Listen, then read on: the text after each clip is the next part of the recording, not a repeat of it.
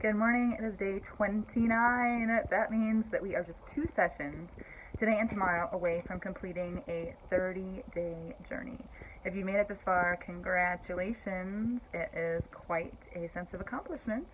Not to project, but I think for anyone who can maintain a consistent habit and practice of letting their true selves speak, there are so many possibilities and opportunities that begin to arrive. I'm going to flip you around and go ahead and get this spread started and see what comes up to chat about. All right, so this was yesterday's spread, and if I'm going to be completely honest, I cheated a little bit because I wanted to play some more. So I actually made this spread yesterday as well, and this spread yesterday as well, and this spread yesterday as well, and this spread yesterday as well. I was just having so much fun standing out here on the deck, and if you want to see that video, I did a combination time-lapse and real-time video that you can find on my YouTube channel, which is youtube.com/mellytest. If you are curious, I just kind of recorded myself doing one of those multiple spreads that I showed you, and then did a kind of narrated a voiceover type thing, and posted it on my YouTube channel. So you are more than welcome to investigate if you feel so inspired. Give you a little view of me working standing up, which I honestly haven't been doing here. I've been sitting at this little table out on our porch. But yesterday, when I did those other spreads, I was standing up and really enjoyed the flexibility, the the feeling of standing instead of being completely stationary. And now I'm just playing around with markers. That was a Tombow water color marker, a colored pencil, and now this is a Kuretake water-based marker, watercolor marker. It's meant for using water on top if you enjoy that sort of thing. So there we go. And now I am breaking out this ink. So I've got this Jane Davenport ink. Juicy, juicy, juicy. It's a mermaid marker. And, I was kind of noticing over the last couple days, because I've been playing more with the Incredible inks, which had been in storage for so long, I'm noticing that I tend to use the inks out of the bottles more than I do the inks out of the mermaid markers. And I'm not sure why. It's not necessarily that there's a big earth-shattering reason or lots and lots of meaning to that. But I do notice that, I've had the mermaid markers. Part of the reason that I don't use my mermaid markers as much, honestly, is because I don't have a Michaels store close to me. And the best way to get the mermaid markers is through a Michaels store when they have their coupons, their huge coupon discounts. Otherwise, it's a lot more expensive to get them shipped from Australia, which is where Jane Davenport is based. And so that's also part of the reason that I haven't used them, is because replacing them is a big pain for me. Our closest Michaels store is 2 hours away, and it's one of the Michaels stores in Grand Junction, Colorado, that doesn't really carry the full line. And so it just becomes, I can get some things there, and I can't get other things, and so I would have to order them from Australia anyway, and sometimes they're on sale through the Michaels site, and sometimes they're not, and sometimes mostly they're out of stock, and so they're just very difficult to get. And so I think I've been afraid that if I use them all, then I will just kind of be out of luck, which I guess is kind of true, if I'm honest. But I do love the mermaid markers. I love the inks. I love the brushes. Out of all the water brushes that I've tried, I actually like using the Jane Davenport mermaid markers as water brushes once the ink is done, and then I rinse them out and soak them to get the rest of the ink residue out. I find that I really enjoy using those as just water brushes. Although, to be honest, I haven't, well, I used to use water brushes a lot and take my Peerless watercolors, which I formatted into my own little portable palette. I used to take them with a little sketchbook everywhere. You know, things have changed, not for better or for worse, just kind of my method of creating with all of the unsettledness that we've experienced over the past couple years, you know, moving so many times. I think I mentioned that my son and I moved, I think 3 times last year, because of, you know, properties becoming unavailable or being sold or whatnot. It is, you know, things change a little bit, and priorities change, and the time we have available for different things changes. I did bring my gouache out here, but I'm really feeling just like I want to stay with this kind of media, the colored pencils and the markers.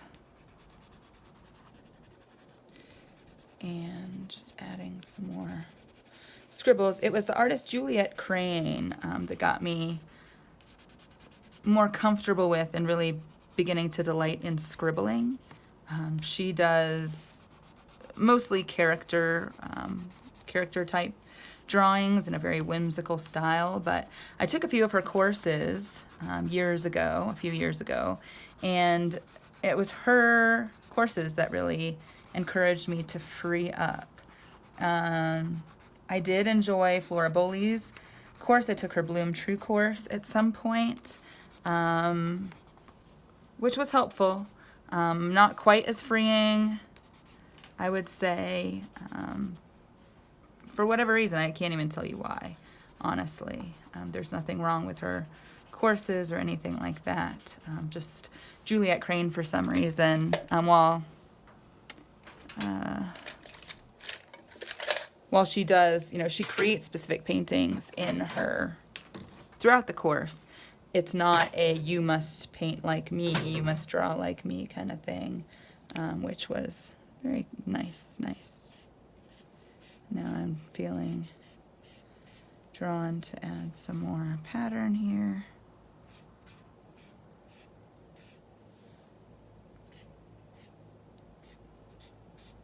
Feeling my way around the spread.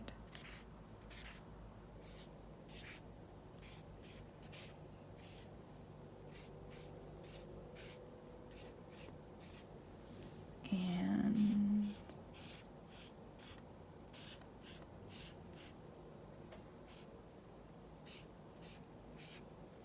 moving, there we go. And anyway, I've got my own favorite marks and colors, which I think we've discussed before and which you've probably noticed by now, even if we hadn't discussed. I am opening myself to using them in different ways and mixing them in different ways. I have this is an Arteza gouache. Arteza gouache is disgusting. I highly recommend you don't buy it if you have the choice. However, I bought them because there were a bunch of artists on YouTube recommending them. Come to find out, they were given the gouache, and so probably felt like maybe it was even in the contract that they had to leave a positive review, but I was very frustrated because a number of artists that I have followed recommended these paints, and they are gross. Especially if you've tried high quality gouache. Maybe if you have never tried gouache at all, you won't notice, but gouache you're supposed to be able to mix with water to get kind of like a heavy cream consistency. These, if you try to mix them with any water at all, they lose all opacity. And even now, I mean, gouache is supposed to be opaque, right? You can probably see how translucent it is, even straight from the tube, which is not the effect I was going for. Not what I wanted when I purchased gouache. And I guess they are cheap, so I could have guessed from that they would not be a quality product. However, because so many professional artists were recommending them on their YouTube channels, I thought, you know what, maybe this is the holy grail, you know, and a super affordable and high quality product. But no. If you have the budget for high quality gouache, I highly suggest buying a few tubes of high quality gouache that you can, you know, make your own mixes from, as opposed to using an inferior product, because I don't enjoy using this product at all. I'm just using it because I have it, right? And I'm just messing around. I'm actually just going to wipe my finger off in the back of my journal here instead of on my pants, because I did just take a shower. Believe it or not, you guys, I just took a shower. And now I'm going to use my paint pen to scatter a few dots. For whatever reason, dots are my favorite thing to make with the paint pen. I just think they're so happy and dynamic and fun. They're fun to make, and they're happy to look at, in my opinion. Which is not why I'm doing, I mean, I'm not sitting here saying, okay, I want to make something that's happy. I want to make something that's this. So here's the strategy. I'm not doing that at all. What I'm doing, kind of as I'm talking, is guiding you through what I'm noticing kind of after I make the moves. So I'm not sitting here looking at my supplies and saying, okay, I want a happy painting, so I'm going to add this and I'm going to add that. Instead, I'm just creating, and then I am noticing, oh, I did that, and that's something that I have done before, and that's something that I notice that I tend to enjoy doing in general. And so I'm narrating after the fact, as opposed to planning and strategizing and creating something from my mind. I'm creating from my intuition. I've got this activated energetic space, so I am being nourished by that as well, and continually activated. And the more that you lean into that activation and allow creation to come through it, the more energy you are churning back into that activated field. So it really becomes a self-perpetuating, unlimited resource of creativity, which is part of the goal. I mean, I talk about not having an agenda, but I would definitely say it's a goal to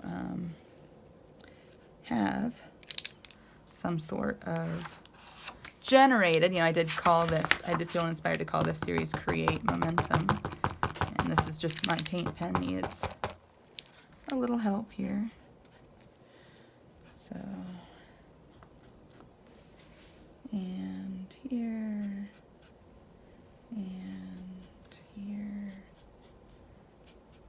And I would really love to hear from those of you who've maybe tried this out and not done anything like this before. Anything that you're noticing, not just, you know, what's happening in my art life, but what is happening in your life in general, because our lives, our souls are not silos. Everything is interconnected. And so when we allow for this kind of momentum to be generated in one area, it is very common for shifts to happen in other areas of our lives as well. I'm feeling like this is just about done.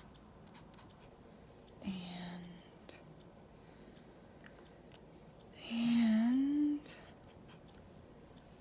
feels good. Just feeling around. I'm going to do one more here. And one more there. And that feels good. So this is today's complete spread. All right, it is sunny out today. It is later in the morning because I had a call. I'm doing another level of my training for my energy work and facilitation. And so that's what was going on this morning. And I'm here at home. I was doing a little work from home before I go into town. And I thought, this is the perfect time to do the daily spread. And I have to admit, I'm really loving this spread and the texture and the materials. So I use different markers. Water-based marker, I used, I think maybe 3 different brands of water-based marker actually, or watercolor marker.